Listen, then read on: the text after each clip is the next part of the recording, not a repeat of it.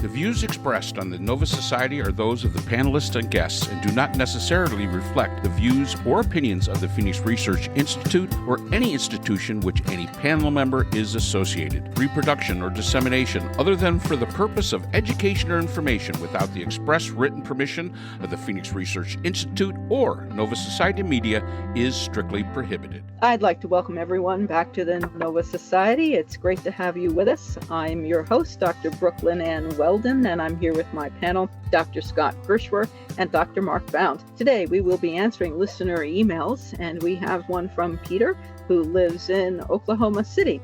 Peter asks, I know the panel are not fans of Pete Hegseth. You noticed. It looks like the administration is looking to replace him after his last chat screw-up. First, do you think they really are looking for a replacement, or is this just another distraction? And second, if they are really looking, who might be next? I would, in the position, I would assume.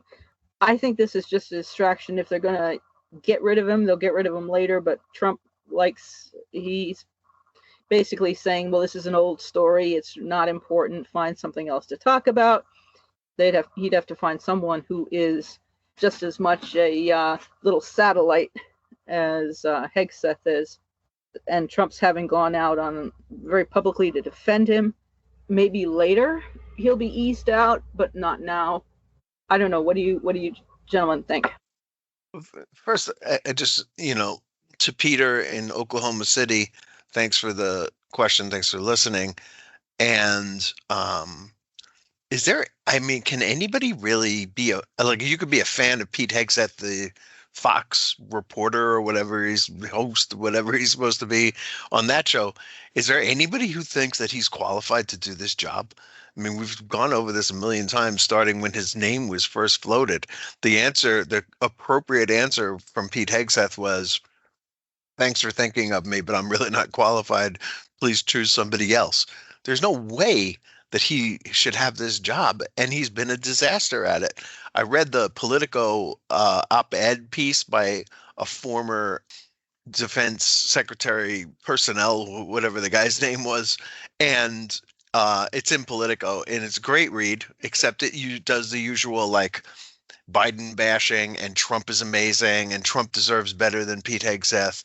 And the guy who wrote it was a fan or a friend of Pete Hegseth, as were at least two of the three other people that got fired a couple of weeks ago and blew the whistle on him.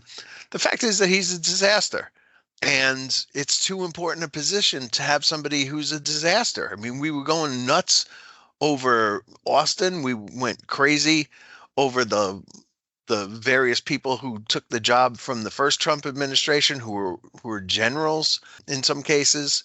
Esper, who turned out to be critical of Trump, but was a yes man from the get-go. And these are important positions. This is not anything you can play around with.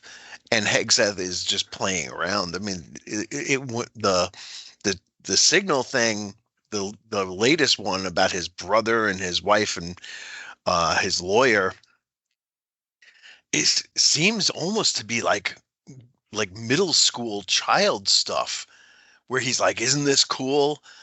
We're about to bomb Yemen, and here, I'm going to give you a blow by blow even before it happens and tell you what's going on. This is like immaturity. And do I think he's going to be replaced?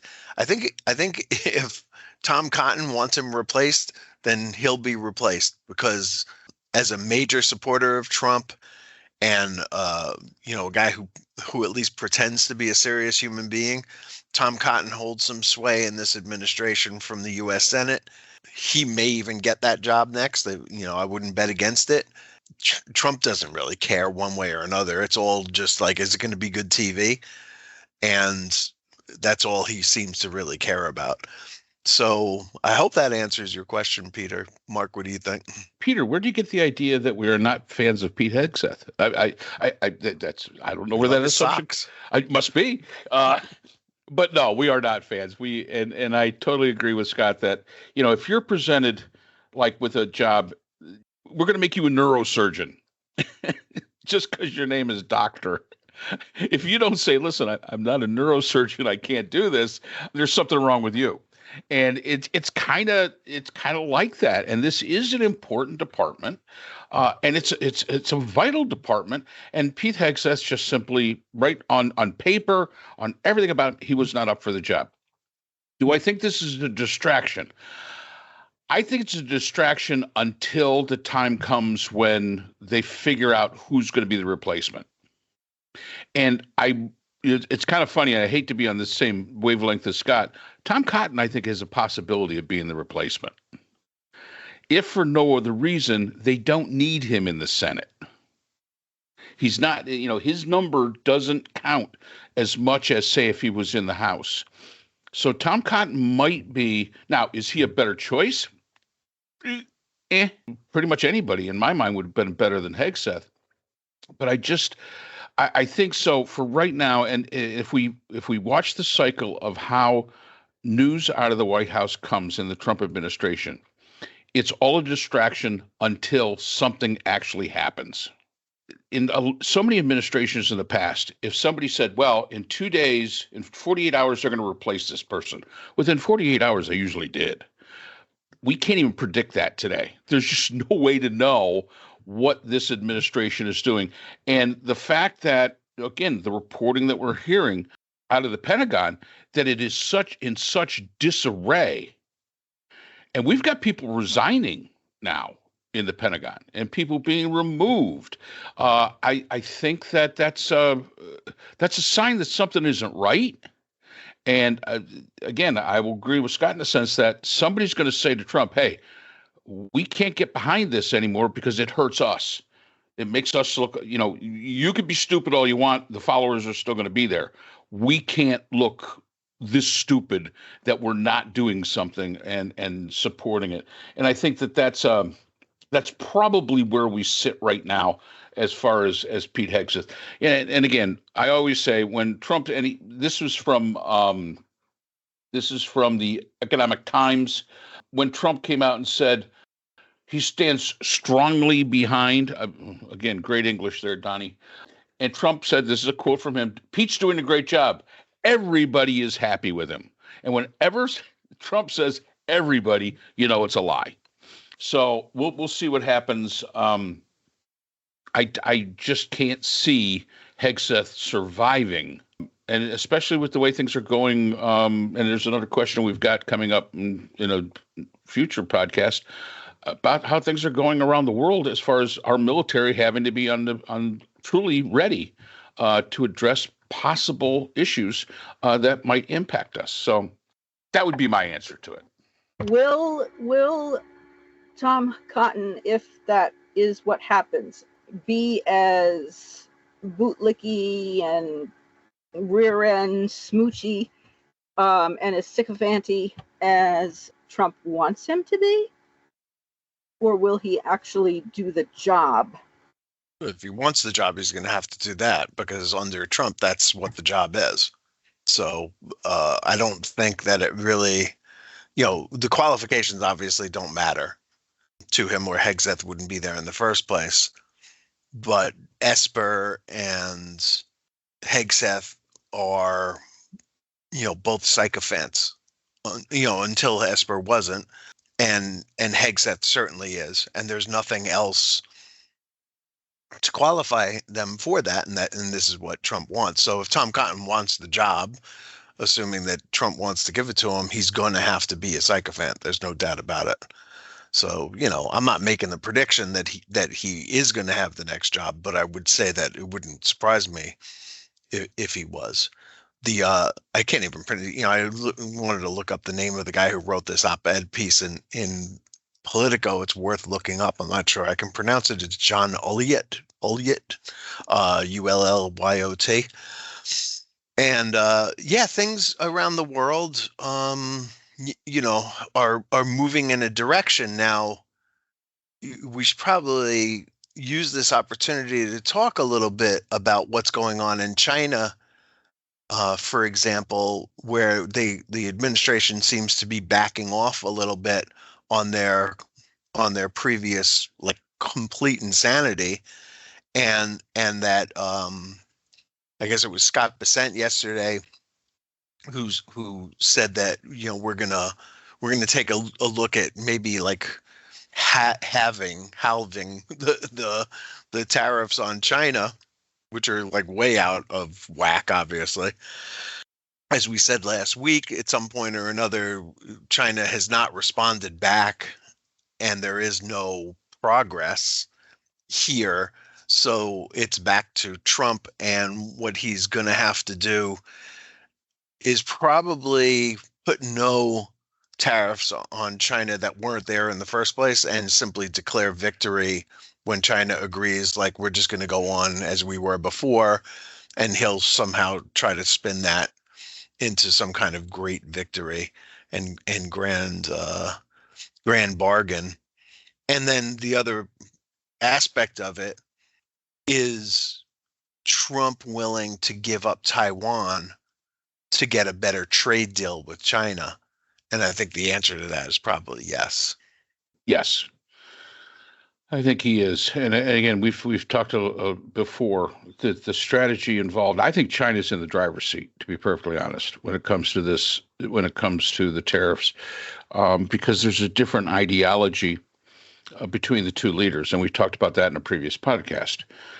And I think that truly does make a difference in the decisions that are being made. And if I was Taiwan, I would be concerned. I would be extremely concerned that it is very possible that the United States, because of its own stupidity, would have to make a deal to, as Scott says, to be able to claim some kind of victory, a political victory, which actually does not exist. And it's all because we mismanaged it, which again is, to me, is it's shooting yourself in the foot. Scott always talks about the guys that can't shoot straight. Well, guess what? We can shoot straight ourselves right in the foot. We do that pretty well. And we don't miss our foot very often. We do that pretty well. But back to Pete. I was actually reading in Forbes really quickly. These are their top 5 or 6 that they believe could be considered to replace Hegseth. Ron DeSantis, Joni Ernst, Elbridge Colby, former defense official, Trump's first term, and an ally of J.D. Vance. I did not know who he was. Bill Hagerty, Mike Waltz, and Wesley Hunt. And I would say Wesley Hunt and Waltz probably not, simply because they're in the House of Representatives, and that would take away numbers. So Waltz is the national security advisor. He left the House. So Waltz was in the hot. Right. Yeah. Waltz is the one who's in the hot seat for Signalgate, for putting together the group with Jeffrey Goldberg in it. Correct. And so think about that. He moves from national security advisor to secretary of defense, and that would be insane. But isn't that an amazing group? Never say never. But most of the others, I don't like Joni Ernst. Yeah, I don't know. The guy who you said you didn't know, Elbridge Colby. Yeah. I'm gonna throw my support behind him as the person who ends up taking the job. But again, it's you mentioned just because he was there in the first administration. If he's a sycophant from the first administration, he sort of fits in. It doesn't cost you anything as far as a senator or a congressman is concerned, right? Which is not dicey in the case of like a Joni Ernst or like Tom Cotton. The governors of those states probably get to appoint whoever their replacement is until there's an election, and that's a fairly safe Republican seat, both of them. So you mentioned the not shooting straight, and you look around the world at all the things that are going on, and we see that Bukele is making Venezuela a deal.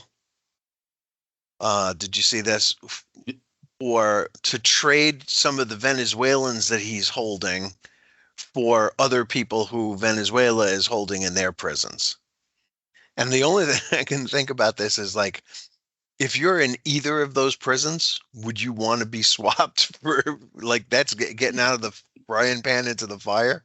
It seems to me like the only reason this guy Bukele would want any El Salvadorans back from Venezuela is to stick them in this horrible prison or execute them or whatever his next step is going to be. It's going to be something horrible, but it will escalate from here. Um, and then as far as Venezuela is concerned, like, so we're sending Venezuelans who are not members of a gang to El Salvador, and then he's going to trade them to Venezuela, who wouldn't take them from us, but they'll take them from El Salvador, and nothing good is going to happen when these people who left Venezuela, you know, like with their shirts on their back, probably escaping harm, are sent back to Venezuela as the last place on earth they want to be. So the situation here is just completely crazy. It gets even worse when you think of all the people apparently who have just disappeared off the face of the earth to begin with, who are Venezuelan, I think mostly, Brooke, right? It was like a plane load of Venezuelans just has disappeared. I don't know. Scott, sorry I interrupt you. I heard of two by name. I was looking at Democracy Now! This morning, and I'll give you the link, Mark, to put in the show notes on the democracynow.org website. They have more about there are at least two people who were, I don't know if they were supposed to be on the plane, but their names are not on the manifest for the plane, but they were in ICE's custody. They are no longer in ICE's custody. They have been listed as having been removed from the United States, but they were not on the plane's manifest. And they're not listed as having arrived in El Salvador, and nobody knows where they are. Their families haven't heard from them. ICE says they have no idea where these people are, except they're supposedly not in the United States anymore. No one knows where they are. It's like they have literally disappeared. Right. And that is terrifying. And one of them, Ricardo Prada Vasquez, who was a Venezuelan immigrant working in Detroit as a delivery man, apparently made the mistake of turning onto the Ambassador Bridge, which leads over to Windsor, Canada.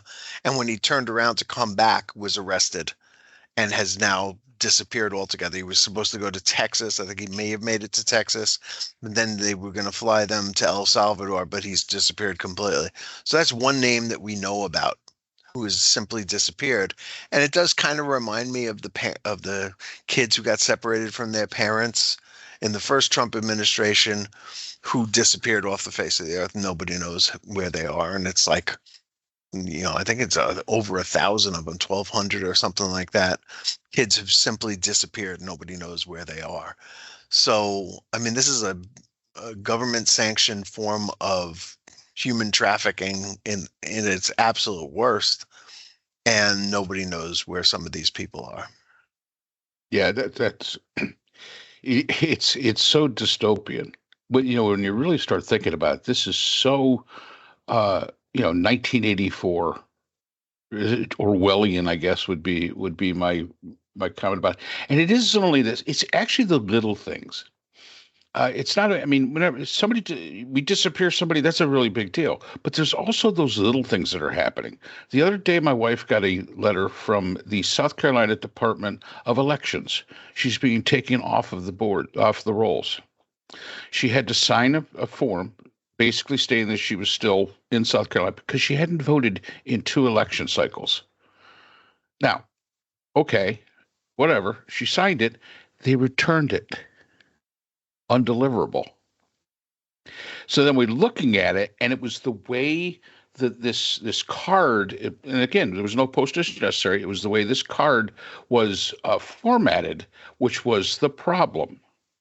And it's just, and that's just a little thing. It's not a big deal, but it is when you think of, here's somebody that's, and I won't, over the age of 60, I'll be very kind there, who has been a citizen her entire life and has been a registered voter.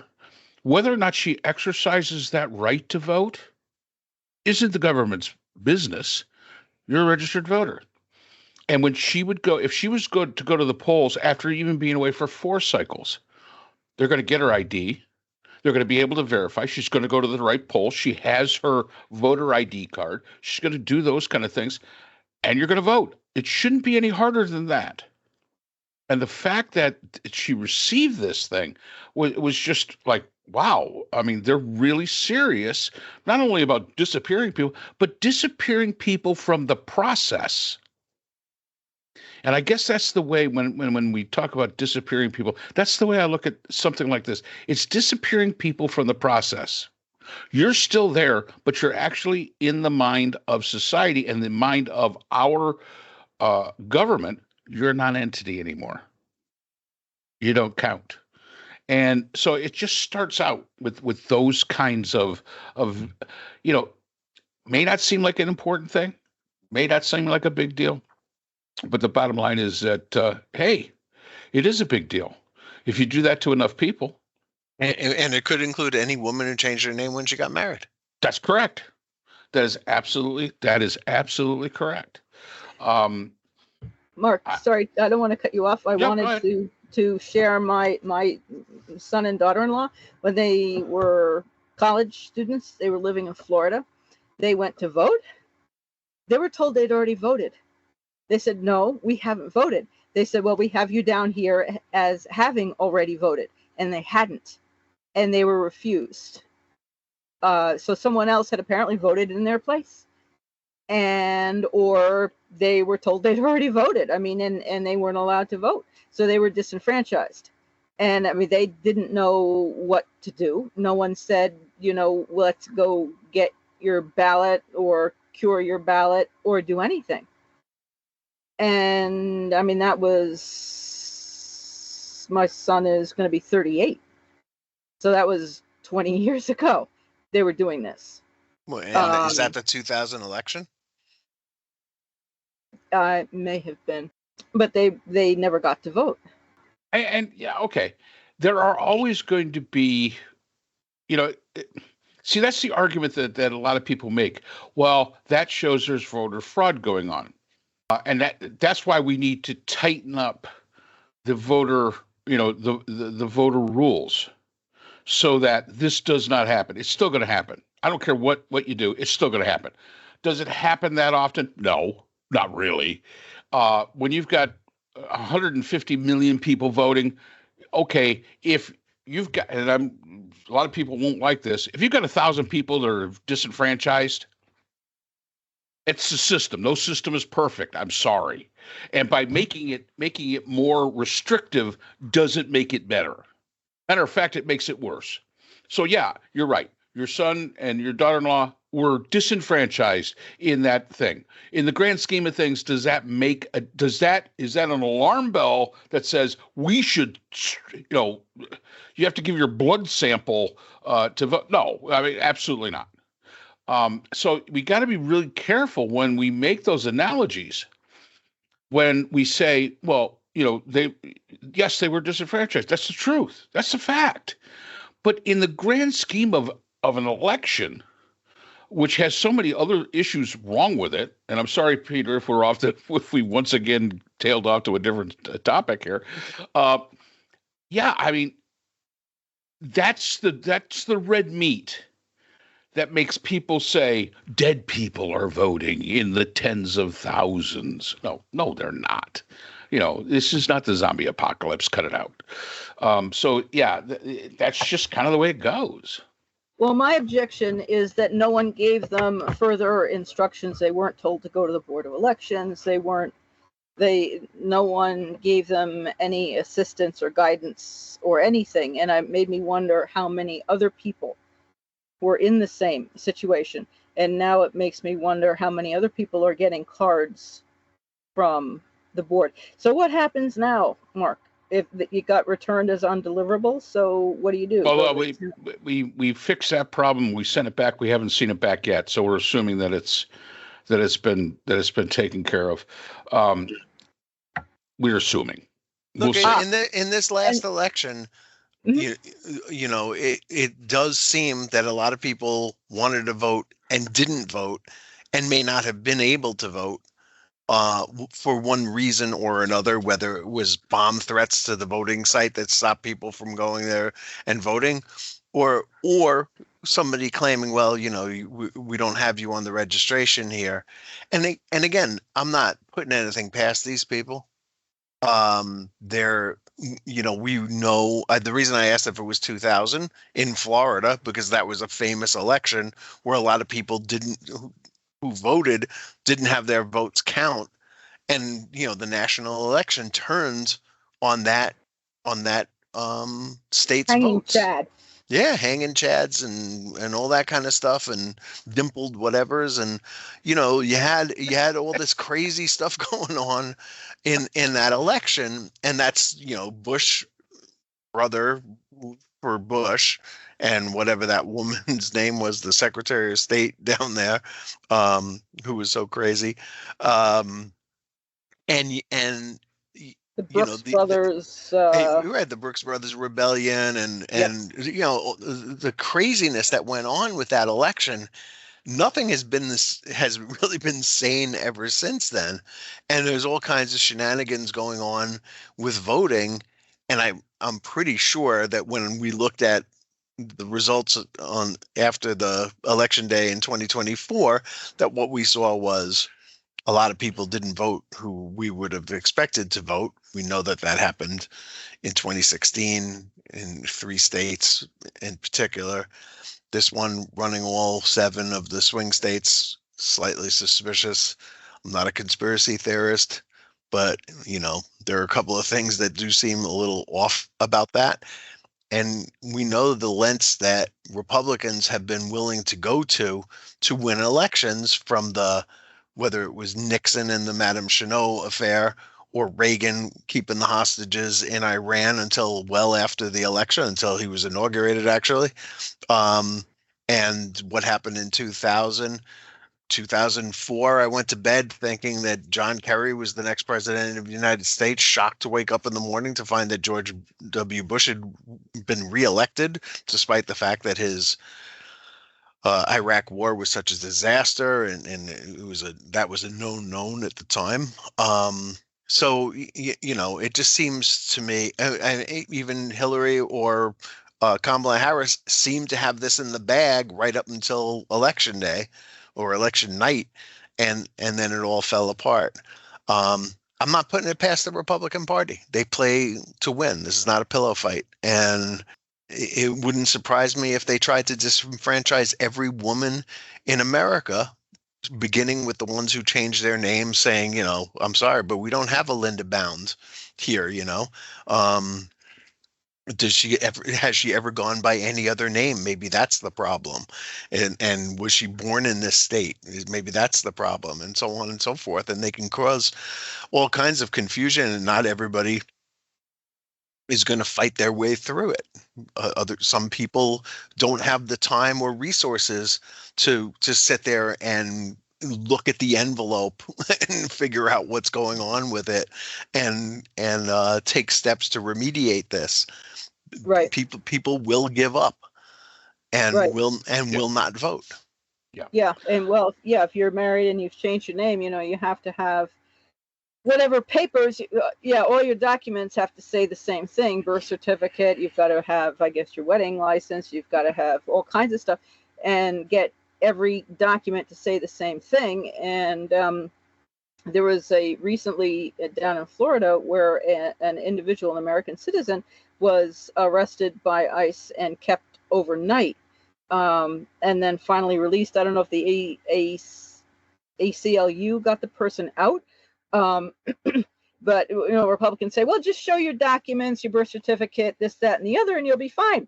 So this person who had a Latino-sounding name, a Latino name, who was born in Georgia, I believe, arrested in Florida and taken in, and kept saying, I'm American citizen. The man's family went and got all his documentation, brought it in, gave it to the judge. Judge rejected it.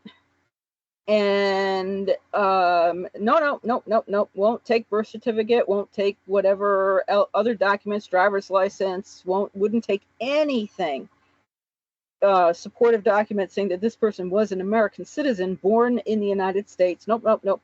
And then the judge insisted that the judge didn't have jurisdiction over the case. I mean, the man is in that courtroom. Of course the judge has jurisdiction over the case. I mean, the whole thing was absolutely asinine. So there will be a reason if women's documents or other people's documents are rejected as being forged or whatever it might be. I mean, then there's no recourse for anybody, because I mean the documents are the documents. Okay, let me clean up a little bit. Yeah, please. Just because you're in the judge's court does not mean he has jurisdiction. Then shouldn't he be sending you to where you do where there are numerous times when a court case is heard in front of a judge, and that judge did not have jurisdiction in that case. But then shouldn't the judge be sending them to where there is? It's not the judge's responsibility to tell you the law or to explain to you or act as an assistant. His job is to stand there and say, "Listen, I don't have jurisdiction over this." Now, that's up to the lawyers that are working this to know where to put that, where that case should be heard. That's the lawyer's responsibility. It's not the judge's responsibility. That's like when you decide to represent yourself, the judge will always say, "I cannot assist you.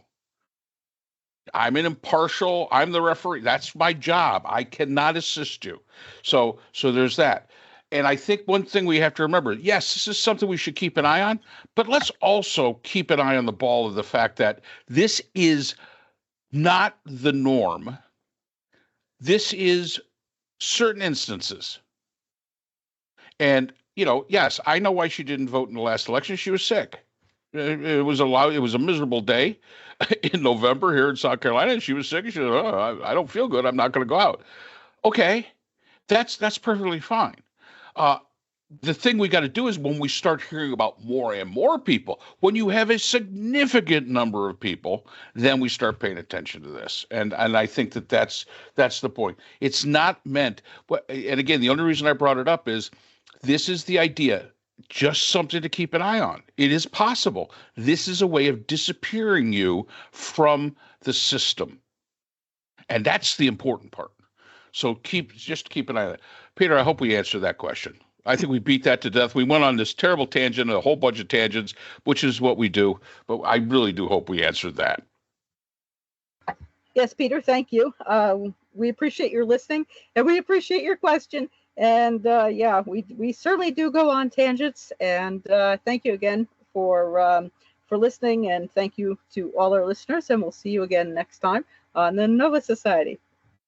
The Nova Society is a production of the Nova Society Media, a division of the Phoenix Research Institute. We'd like to thank our production partners, Buzzsprout, who hosts the Nova Society, Audacity, our editing partners, Apple iTunes, the largest source of podcasts and music on the internet, Spotify, the most popular platform for the Nova Society, and iHeartRadio, your source for all things music and podcasting. The Nova Society is available on all of these and other quality platforms listed in our description. We'd also like to thank all of our listeners. Without your support, the Nova Society would not be possible. If you have a question or a comment, we can be reached at nova.society.podcast@gmail.com. So for Dr. Brooklyn Ann Weldon, Dr. Priscilla Hobbs, Dr. Scott Gershwer, and all of us here at the Nova Society, I'm Dr. Mark Bound. Remember, the true power in society is knowledge. Thanks for listening, and we will see you again next time. We'd like to thank our sponsor for this episode, BH Conflict Resolution Services, a full-service dispute resolution firm offering expert and cost-effective mediation services to couples, groups, and businesses.